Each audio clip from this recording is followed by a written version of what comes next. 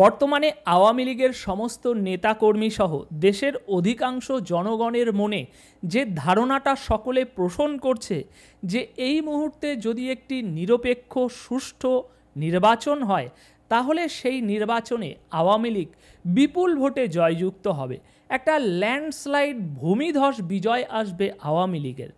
দ্বিতীয় বিষয়, এই ইউনিস প্রশাসন প্রতি মাসে একটা করে শেখ হাসিনাকে গ্রেপ্তার করার জন্য যে পরোয়ানা জারি করছে, এই ইউনুস প্রশাসন সমর্থনকারী জনগণের সামনে ওই গাধার সামনে মূলো ঝুলিয়ে রাখার মতো যে ঘটনাটা ঘটাচ্ছে প্রতি মাসে একটা করে পরোয়ানা জারি করে, সেটা সম্পূর্ণ একটি ভুয়া ব্যাপার। আদতে এই ইউনুস প্রশাসনের ক্ষমতাই নেই আওয়ামী লীগ সহ শেখ হাসিনার বিচার করা। তৃতীয়, আওয়ামী লীগ শেখ হাসিনা আজ নয়তো কাল, কাল নয়তো পরশু, এবছর নয়তো সামনের বছর সসম্মানে দেশনেত্রী শেখ হাসিনা আবারও বাংলাদেশের মাটিতে পা রাখবে। এবং তিনি কিভাবে দেশে ফিরবে, আওয়ামী লীগ কীভাবে আবারও রাজনীতিতে যোগ দেবে, এই সম্পূর্ণ বিষয়টি একদম স্বল্প ভাষায় যতটা সম্ভব ততটা কম সময়ের মধ্যে এই গুরুত্বপূর্ণ প্রতিবেদনে আমি আপনাদের সামনে উপস্থাপন করার চেষ্টা করব।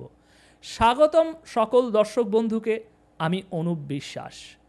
বন্ধুরা, গতকাল মধ্যরাতে আমাদের কথিত দেশপ্রেমিক হাসনাত আবদুল্লাহ তার ভেরিফাইড ফেসবুক পেজে একটি পোস্ট শেয়ার করেছে। পোস্টটিতে তিনি বিস্তারিত অনেক কিছুই লিখেছে। এখন সেই পোস্টের অংশ বিশেষ আমি আপনাদের সামনে একটু একটু করে তুলে ধরব, যাতে আপনাদের সময় খুবই কম ব্যয় হয়। দর্শক, হাসনাত আবদুল্লাহর পোস্টের একটি অংশে তিনি লিখছেন, ইলেকশন জুনে হোক, জুলাইয়ে হোক, ডিসেম্বরে হোক, কোনো আপত্তি নাই, বাট সেই ইলেকশানে আওয়ামী লীগ থাকতে পারবে না, নৌকা মার্কা থাকতে পারবে না, এটাই হলো কথা। নির্বাচনে আওয়ামী লীগকে আনার চেষ্টা যে করবে তাকেই জাতীয় শত্রু হিসাবে ঘোষণা করা হবে। 1 জুলাই গেছে, প্রয়োজনে আমরা আবার রাস্তায় নামব, তাও আওয়ামী লীগের ফিরে আসার কোনো রিস্ক আমরা নেব না। আওয়ামী লীগকে অবশ্যই নিষিদ্ধ করতে হবে, যেভাবে ইউরোপ নাজিদের নিষিদ্ধ করেছে। এর বাইরে গিয়ে ভালো আওয়ামী লীগের মুখোশ পরিয়ে আওয়ামী লীগকে পুনর্বাসনের কোনো নির্বাচন এই দেশে হতে দেওয়া হবে না। কেউ যদি আওয়ামী লীগকে পুনর্বাসন করতে চায়, আওয়ামী লীগকে রেখে ইনক্লুসিভ ইলেকশন চায়, এবার আর সুশীলতার ধার ধারব না। আপা গেছে যেই পথে, তাকে বা তাদেরকেও সেই পথেই যেতে হবে, লাউড অ্যান্ড ক্লিয়ার। দর্শক, হাসনাত আবদুল্লাহ লাউড অ্যান্ড ক্লিয়ারভাবে এই যে মেসেজটি তিনি দেশবাসীর সামনে রেখেছে, এতে স্পষ্টভাবে প্রমাণিত হচ্ছে যে আওয়ামী লীগ এই নির্বাচনে যদি অংশ নেয় তাহলে তাদের এই দেশপ্রেমিক দলসহ আরও যত দল আছে কেউই আওয়ামী লীগের ধারে কাছে দাঁড়াতে পারবে না। হাসনাত আবদুল্লাহর কাছে দেশের জনগণের পক্ষ থেকে সাধারণ খুবই ছোট্ট একটি প্রশ্ন করছি আমি। আপনারা তো বলেন যে 18 কোটি জনগণ কেউই আওয়ামী লীগ শেখ হাসিনাকে পছন্দ করে না, শেখ হাসিনা স্বৈরাচার, তাহলে কেন আপনারা এখানে এত ভয় পাচ্ছেন? কেন আপনারা নিজেরাই স্বীকার করে নিচ্ছেন এই ভয়ে যে আওয়ামী লীগ নির্বাচনে অংশগ্রহণ করলে আমরা আর টিকে থাকতে পারবো না? আপনাদের এই ভয়ই বলে দিচ্ছে যে আওয়ামী লীগ কতটা বিজয়ী হবে যদি একটি সুষ্ঠু নির্বাচনে তাদের অংশগ্রহণ করতে দেয়া হয়। নইলে আপনারা এরকম কথা কি করে বলেন যে আওয়ামী লীগকে নিষিদ্ধ করতেই হবে? নিষিদ্ধ করার জন্য যদি আবারও একটা জুলাই তৈরি করতে হয়, সেটাও আপনারা করবেন। এবং এই ভালো আওয়ামী লীগ সেজেও যদি কেউ নির্বাচনে অংশ নেয়, তবুও তাদেরকে অংশ নিতে দেওয়া যাবে না। সুতরাং খুবই স্বল্প ভাষায় হাসনাত আবদুল্লাহ, আপনার এই পোস্ট, আপনার এই ভয় দেশের মানুষের সামনে আজ প্রমাণ করে দিচ্ছে যে আপনারা ভয় পেয়েছেন এবং আপনারা এই ভয়ের মাধ্যমে দেশের মানুষকে দেখিয়ে দিচ্ছেন যে তারা তাদের মনে মনে যে ভাবনাটা পোষণ করছে যে একটি নির্বাচন হলে, সুষ্ঠু নির্বাচন হলে আওয়ামী লীগ ভূমিধস বিজয়ী হবে, সেটা আপনাদের এই ভয়ই প্রমাণ করে দিচ্ছে। দর্শক, এবার আমার দ্বিতীয় দাবি, সেটাও হাসনাত আবদুল্লার এই পোস্টের একটি অংশ থেকে আমি তুলে ধরতে চাই। হাসনাত আবদুল্লার এই পোস্টের আরেকটি অংশে তিনি লিখছে, এই মুহূর্তে ভালো আওয়ামী লীগদের নিয়ে আওয়ামী লীগকে আপাতত ইলেকশনের মাঠে তোলা হবে। এরপর আওয়ামী লীগের মিটিং মিছিল বা হরতাল আর কোনো বাধা দেওয়া হবে না সেই সব কার্যক্রমে।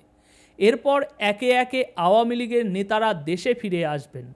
1 বা 2 টার্ম পর কোনো এক সুষ্ঠু ইলেকশনের মাধ্যমে আওয়ামী লীগকে ক্ষমতায় আনা হবে, যেমন 2008 সালে আনা হয়েছিল। স্পষ্ট করে বলছি, এই উদ্যোগের বিরুদ্ধে যাওয়ার ক্ষমতা ইউনূসের নাই, তবে এই ক্ষমতা আমাদের তথা জনগণের আছে। আমার দ্বিতীয় যে পয়েন্ট, যে এই ইউনূস প্রশাসনের ক্ষমতাই নেই শেখ হাসিনার বিচার করা। তারা সপ্তাহে সপ্তাহে মাসে মাসে যতই একটা করে গ্রেপ্তারি পরোয়ানা জারি করুক না কেন, তাদের ক্ষমতা নেই। সেটা আমি নই, তাদের সহযোদ্ধা হাসনাত আবদুল্লাহ তার বক্তব্য থেকেই প্রমাণ করে দিচ্ছে। ওনার এই পোস্টে উনি লিখছেন, এরপর একে একে আওয়ামী লীগের নেতারা দেশে ফিরে আসবেন।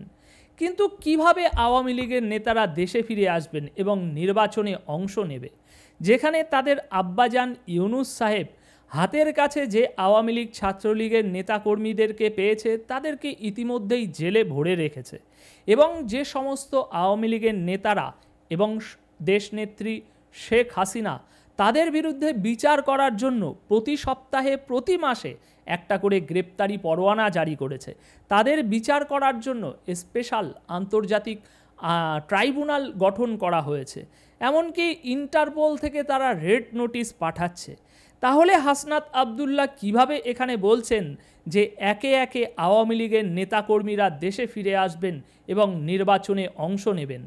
এবং তিনি এখানে এটাও স্পষ্ট করে দিয়েছে যে এই উদ্যোগের বিরুদ্ধে যাওয়া ইউনূসের ক্ষমতা নাই।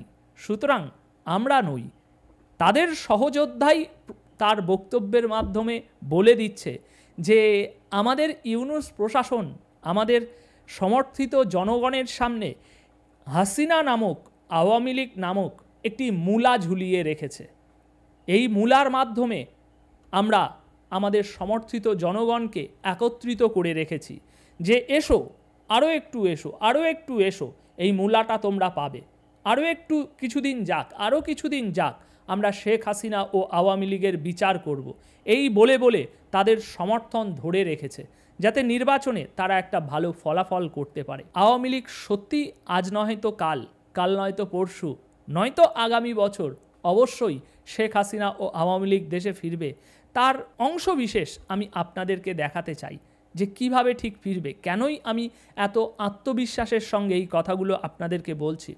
দর্শক, মার্কিন আওয়ামী লীগ সহ সভাপতি এবং প্রধানমন্ত্রী শেখ হাসিনার ঘনিষ্ঠ সহযোগী ডক্টর রব্বি আলম গতকাল ভারতীয় সংবাদ মাধ্যম এএনআইকে একটি ইন্টারভিউ দিয়েছে, এবং সেই ইন্টারভিউতে তিনি বিশেষ কিছু কথা বলছে। এই কথার ভিডিও ক্লিপের ছোট্ট একটি অংশ আপনাদেরকে একটু দেখাতে চাই, তারপর বাকি কথা বলছি। And this is the message for the people of Bangladesh that she is coming back and we will come back, and she's coming back as the Prime Minister.